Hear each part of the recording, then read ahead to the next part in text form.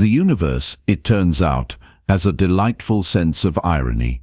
For the past 2 centuries, the Terran Federation had strutted across the galactic stage like a peacock that had just discovered mirrors.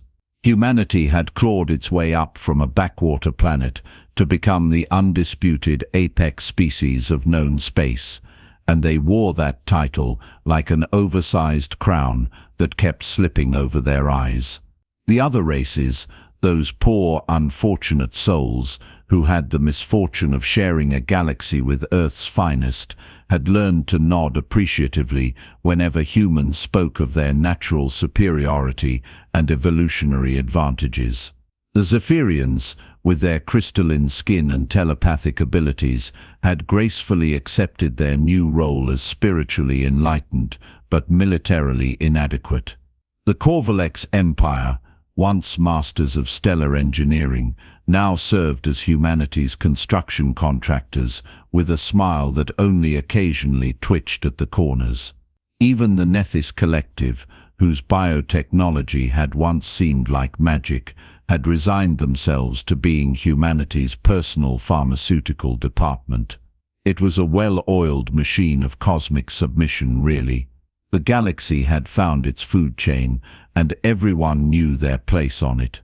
Humans at the top, naturally, with their remarkable ability to turn any situation into a competition, they somehow always won.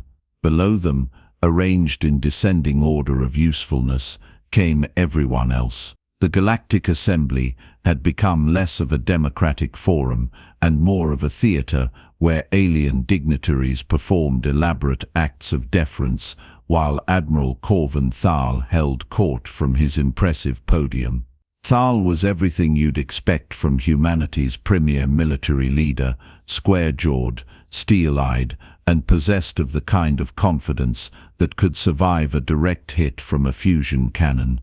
His uniform bore enough decorations to start a small jewelry store, each one representing another species that had discovered the hard way why humans called themselves apex predators.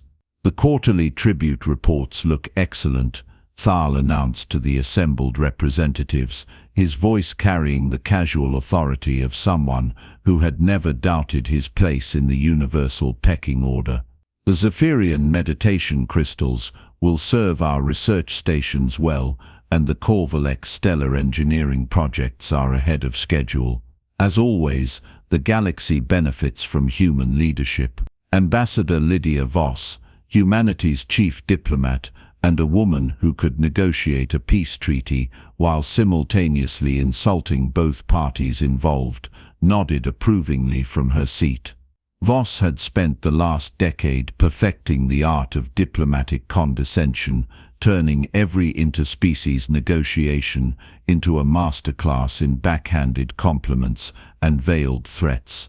She was, by all accounts, spectacular at her job. The alien delegates murmured their agreement with the practiced enthusiasm of actors in a long-running play. Kreese of the Zephyrian Council, a being whose crystalline features had learned to arrange themselves into expressions of respectful attention, maintained the kind of smile that suggested he was thinking very hard about his happy place. This was the natural order of things. Humans had proven themselves superior in every metric that mattered: military strength, technological innovation, strategic thinking, and most importantly, the ability to convince everyone else that this hierarchy was not only inevitable, but beneficial for all involved. They had achieved what every apex predator dreams of, a position so secure that their prey thanked them for the privilege of being eaten. But the universe, as mentioned, has that pesky sense of irony. The first sign that humanity's comfortable worldview was about to receive a rather aggressive renovation came in the form of a signal. Not just any signal, mind you, but the kind of deep space transmission that made veteran communications officers reach for their strongest coffee and contemplate early retirement. It arrived on a Tuesday because apparently cosmic upheavals have no sense of timing, transmitted on frequencies that shouldn't have existed, and using mathematical principles that gave physicists headaches. "Sir," reported Lieutenant Commander Chen Yukiko, the Federation's lead xenocommunications specialist, and a woman who had never met an alien language she couldn't crack, "we're receiving something from Sector 7 Alpha. It's unusual." Admiral Thale, who was in the middle of reviewing reports about humanity's latest diplomatic victories, glanced up with the mild interest of someone who had grown accustomed to the universe presenting him with problems that could be solved through the strategic application of superior firepower. "Define unusual, Commander." Yukiko's fingers danced across her console, pulling up waveform analyses that looked like abstract art designed by someone having a particularly vivid nightmare. "The signal is coming from beyond charted space, sir. The mathematical structure is unlike anything in our databases. It's almost as if," she paused, searching for the right words, "as if the senders are using concepts we haven't discovered yet." Thale's expression shifted from mild interest to the kind of focused attention that had made him humanity's most effective military leader. This was not the sort of problem that could be solved by reminding everyone of humanity's natural superiority. Translation progress. "That's the thing, sir. The signal isn't exactly a language in any conventional sense. It's more like instructions. Mathematical proofs that seem to be describing physical laws we're not familiar with. And sir," Yukiko's voice dropped to the tone reserved for truly disturbing discoveries, "according to our analysis, this signal has been traveling for approximately 3 million years. The implications of that statement settled over the bridge like a particularly uncomfortable blanket. A 3-million-year journey meant these senders had begun their transmission before humanity had discovered fire, before the Zephyrians had developed telepathy, before the Corvaleks had built their first stellar forge. Someone, or something, had been out there in the dark, planning this contact, since before any of the known species had crawled out of their primordial soup. Ambassador Voss, who had been listening to the exchange with the kind of attention she usually reserved for identifying weaknesses in alien negotiating positions, leaned forward in her chair. "Commander Yukiko, are you suggesting that there's a species out there that predates galactic civilization?" "I'm suggesting, ma'am, that there's something out there that makes our entire understanding of galactic history look like a children's picture book." Admiral Thale stood up, his decorations catching the bridge lighting in a way that would have been impressive if anyone had been in the mood to be impressed. "Well then, I suppose we should prepare to extend humanity's traditional greeting to these newcomers. Ready the first fleet for deep space deployment." It was a perfectly human response to the unknown. Greet it with overwhelming force, and assume that superior firepower would, as always, carry the day. The galaxy had learned to respect human military might, and there was no reason to assume that lesson wouldn't apply to whoever had sent this ancient signal. The universe's sense of irony began to chuckle softly. 3 days later, they arrived. Not in the grand fashion that species usually announced themselves, no massive fleet emerging from hyperspace, no elaborate displays of technological superiority, no diplomatic overtures designed to establish proper pecking orders. Instead, space itself seemed to simply acknowledge their presence. One moment, the void between stars was empty. The next, it wasn't. The first indication of their arrival came from the sensor arrays orbiting the outer rim colonies. Technical specialist Rodriguez, a man whose job involved staring at sensor readings until his eyes bled, noticed the anomaly during what should have been a routine shift. "Control, I'm seeing gravitational distortions in the Kepler rim sector. Multiple contacts, but..." He paused, running the readings through every diagnostic system he could think of. "Control, the sensors are showing mass signatures, but no corresponding visual or thermal contacts." In the Fleet Command Center, Admiral Thale received the report with the kind of calm that suggested he was either supremely confident or experiencing a complete mental shutdown.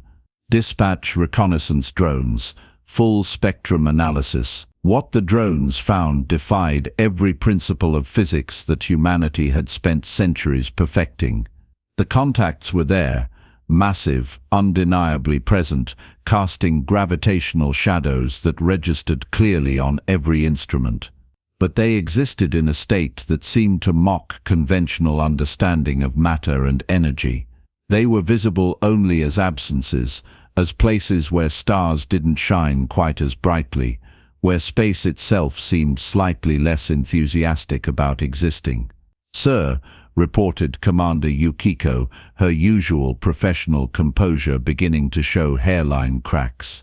"The drone telemetry suggests these entities are composed of exotic matter. They're not just ships, they're manipulating local space-time to exist in a state of quantum uncertainty. They're there and not there simultaneously." Ambassador Voss, who had built her career on understanding the motivations and capabilities of alien species, stared at the sensor readings with the expression of someone watching their entire worldview file for bankruptcy. "How many?" "Conservative estimate. Several thousand individual entities, ma'am. And they're moving toward inhabited space." The Federation's response was swift, decisive, and thoroughly human. Battle stations were manned, weapons systems were charged, and Admiral Thale prepared to deliver the kind of overwhelming force projection that had convinced the rest of the galaxy to accept human leadership. The First Fleet, humanity's pride and joy, positioned itself at the edge of known space like a steel wall decorated with enough firepower to sterilize solar systems. Unknown vessels, Admiral Thale transmitted on standard galactic frequencies, his voice carrying the authority of 2 centuries of human dominance. "You have entered Terran Federation space. Identify yourselves and state your intentions." The response came not as a transmission, but as a presence that settled over every conscious mind in the fleet, like a weight that had been falling since the universe began. They called themselves the Devourers, though the term was less a name than a description of their fundamental nature. They had been traveling for eons, moving through the galaxy like antibodies through a bloodstream, drawn to concentrations of consciousness and complexity. They fed not on matter or energy, but on the patterns of thought and organization that gave meaning to existence itself. And they were very, very hungry. "We acknowledge the young predators," came their response, transmitted directly into the minds of every human in the fleet. The voice was vast and ancient, carrying undertones of civilizations consumed and forgotten. "You have done well to organize these lesser species. Your hierarchies are appetizing." Admiral Thale, to his credit, managed to maintain his composure even as reality performed several impossible dance moves around him. "We are the Terran Federation, apex species of this galactic region. We demand that you state your intentions and comply with our territorial sovereignty." The laughter that followed was not heard so much as felt, rippling through local space-time like a cosmic joke that everyone was invited to share whether they wanted to or not. "Apex," the Devourers mused, and somehow their amusement managed to be both condescending and terrifying. "Yes, you have achieved local dominance over matter-based life forms. Impressive for such short-lived creatures. But you mistake the game you are playing." What happened next was less a battle than a physics lesson delivered at gunpoint. The Federation fleet opened fire with everything they had: fusion cannons, antimatter torpedoes, exotic particle beams that could crack planets. The display was magnificent, a light show that would have been visible from several star systems away. Enough destructive power to eliminate entire species lit up the void in a demonstration of human military might that should have vaporized anything foolish enough to stand in its way. The Devourers absorbed it all without apparent effort, their quantum-uncertain forms treating the fleet's weapons like a gentle massage from a particularly considerate masseuse. Fusion fire passed through them without effect. Antimatter explosions were consumed and converted into something that looked disturbingly like satisfaction. Kinetic warfare they observed with the tone of a professor noting a student's predictable mistake. How charmingly primitive. You still think in terms of destroying matter to achieve dominance, but consciousness, organization, meaning, these cannot be destroyed. They can only be consumed. The counterattack was elegant in its simplicity. The Devourers didn't fire weapons or launch missiles. They simply began to exist more definitively in local space, their presence causing reality to reorganize itself around principles that human science hadn't discovered yet. Ships began to forget how to maintain structural integrity. Computer systems developed philosophical doubts about their programming. Crew members found themselves questioning not just their orders, but the fundamental assumptions that made their existence meaningful. Admiral Thiel watched his flagship's weapons systems politely refuse to acknowledge his targeting commands, while his navigation computer began composing what appeared to be existential poetry. Around him, the bridge crew struggled with equipment that had apparently developed artistic ambitions. "All ships, fall back to defensive positions," he ordered, though his communications array seemed more interested in broadcasting abstract mathematical concepts than military commands. "Admiral," Commander Yukiko reported, her voice carrying the kind of professional calm that suggested she was one revelation away from a complete mental breakdown. "The entities they're not attacking us conventionally. They're attacking the concept of our military organization. Our command structure is becoming uncertain." It was true. Throughout the fleet, hierarchies that had defined human military excellence were becoming increasingly theoretical. Orders were transmitted and received, but the meaning behind them seemed to evaporate somewhere in transit. Soldiers found themselves unable to remember why following orders had ever seemed important, while officers discovered that their authority was based on assumptions that suddenly seemed rather arbitrary. The Devourers moved through human space like a conceptual virus, not destroying ships or killing crews, but consuming the organizational patterns that made human dominance possible. They fed on hierarchy itself, leaving behind a fleet of perfectly functional vessels crewed by people who could no longer remember why any of this had seemed important. And then, with the casual efficiency of entities that had performed this operation countless times across the galaxy, they turned their attention to the real prize, the established order that humanity had spent centuries building. The Galactic Assembly was in session when the Devourers arrived at the capital world of New Geneva. The various alien delegates had gathered for another routine display of deference to human authority, their performances of respectful submission polished by decades of practice. Crix of the Zephyrian Council was in the middle of expressing gratitude for humanity's wise leadership when reality hiccuped, and suddenly the assembly found itself hosting additional guests.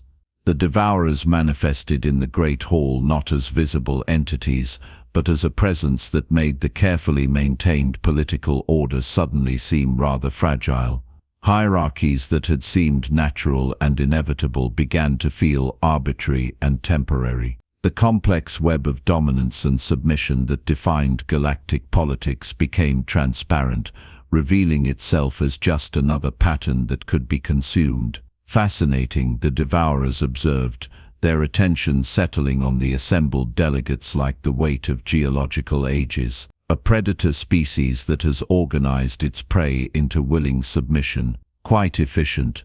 We approve." Ambassador Voss, whose career had been built on navigating the complexities of interspecies relations, found herself in the unprecedented position of being completely out of her depth. What are you? We are what comes after apex predators, they replied, and somehow their words carried the authority of natural law. You believe yourselves to be the summit of evolution, the final form of competitive advantage. But predators, no matter how successful, are still part of the system they dominate. We are the system. The demonstration that followed was almost gentle in its thoroughness. The Devourers didn't destroy the assembly or eliminate its members. Instead, they simply consumed the conceptual framework that made human dominance meaningful.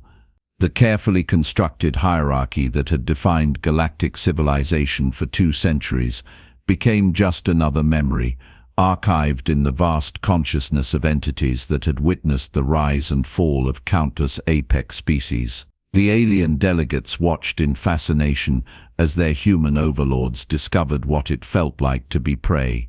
It was, several of them noted privately, quite educational.